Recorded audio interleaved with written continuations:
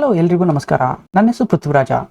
ಈ ವಿಡಿಯೋದಲ್ಲಿ Python programming ಲ್ಯಾಂಗ್ವೇಜಲ್ಲಿ ಒಂದೇ ವೇರಿಯೇಬಲ್ಗೆ ಅಂದರೆ ಸೇಮ್ ವೇರಿಯೇಬಲ್ಗೆ ನಾವು ಮಲ್ಟಿಪಲ್ ವ್ಯಾಲ್ಯೂಸ್ನ ರೀಅಸೈನ್ ಮಾಡ್ಬೋದಾ ಅಂತೇಳಿ ನೋಡೋಣ.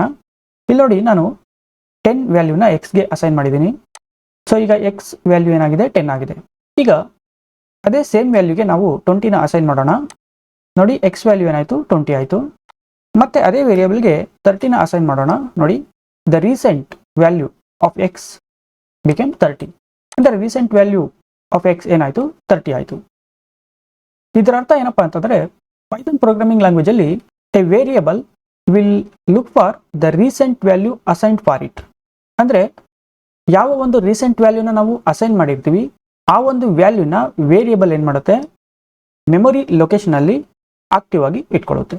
ಸೊ ಪೈಥಾನ್ ಪ್ರೋಗ್ರಾಮಿಂಗ್ ಲ್ಯಾಂಗ್ವೇಜಲ್ಲಿ ವೇರಿಯೇಬಲ್ಸ್ಗೆ ನಾವು ವ್ಯಾಲ್ಯೂಸ್ನ ಅಸೈನ್ ಮಾಡಿದ ತಕ್ಷಣ ಏನಾಗುತ್ತೆ, ವೇರಿಯೇಬಲ್ಸ್ ಟೈಪ್ ಕೂಡ ಚೇಂಜ್ ಆಗುತ್ತೆ. ಸೊ ಅದಕ್ಕೆ ನಾವು ಡೈನಾಮಿಕಲಿ ಟೈಪ್ಡ್ ಪ್ರೋಗ್ರಾಮಿಂಗ್ ಲ್ಯಾಂಗ್ವೇಜ್ ಅಂತೇಳಿ ಕರಿತೀವಿ. ಈಗ ನೋಡಿ, ಎಕ್ಸ್ ವ್ಯಾಲ್ಯೂ ಟ್ರೂ ಇದೆ. ನೋಡಿ, ಎಕ್ಸ್ ಮುಂಚೆ 30 ಇತ್ತು. ಈಗ ಎಕ್ಸ್ ವ್ಯಾಲ್ಯೂ ಟ್ರೂನ ಅಸೈನ್ ಮಾಡ್ತೀನಿ ನಾನು. ಅಸೈನ್ ಮಾಡಿಬಿಟ್ಟು ಅದರ ಟೈಪ್ ಕೂಡ ನೋಡ್ತೀನಿ. ನೋಡಿ, ಎಕ್ಸ್ ವ್ಯಾಲ್ಯೂ ಈಗ ಟ್ರೂ ಆಗಿದೆ, ಮತ್ತು ಅದರ ಟೈಪ್ ಏನಾಗಿದೆ, ಬೂಲಿಯನ್ ಆಗಿದೆ. ಅಂದರೆ ಇಮಿಡಿಯೇಟ್ ಆಗಿ ಅದರ ಟೈಪ್ ಕೂಡ ಚೇಂಜ್ ಆಗುತ್ತೆ ಅಂತ ಹೇಳ್ಬಿಟ್ಟು. ಈಗ ಉದಾಹರಣೆಗೆ ಎ ಇಸ್ ಈಕ್ವಲ್ ಟು 10 ಇದು ರನ್ನ ಸೆಲ್ ಮಾಡಿ ನೋಡೋಣ.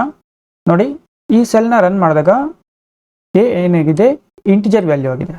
ಈಗ ಇದೇ ವೇರಿಯೇಬಲ್ಗೆ ನಾನು ಸ್ಟ್ರಿಂಗ್ ವ್ಯಾಲ್ಯೂನ ಅಸೈನ್ ಮಾಡ್ತೀನಿ. ಅದರ ಟೈಪನ್ನು ನಾವು ಚೆಕ್ ಮಾಡೋಣ.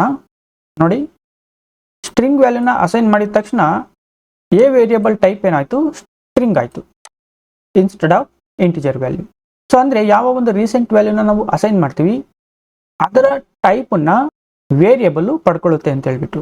ಸೊ ಪೈಥಾನ್ ರಿಲೇಟೆಡ್ ಈ ಮಾಹಿತಿ ತಮಗೆ ಇಷ್ಟ ಆಗಿದ್ದರೆ ದಯವಿಟ್ಟು ಈ ವಿಡಿಯೋನ ಲೈಕ್ ಮಾಡಿ. ಹಾಗೆ ಯಾರೆಲ್ಲ ನಮ್ಮ ಯೂಟ್ಯೂಬ್ ಚಾನಲ್ನ ಸಬ್ಸ್ಕ್ರೈಬ್ ಮಾಡ್ಕೊಂಡಿದ್ದ ದಯವಿಟ್ಟು ಸಬ್ಸ್ಕ್ರೈಬ್ ಮಾಡ್ಕೊಳ್ಳಿ ಅಂತ ಹೇಳ್ತಾ ಮತ್ತೆ ಮುಂದಿನ ವಿಡಿಯೋದಲ್ಲಿ ಸಿಗೋಣ. ಅಲ್ಲಿವರೆಗೂ ಟೇಕ್ ಕೇರ್ ಆ್ಯಂಡ್ ಬಾಯ್.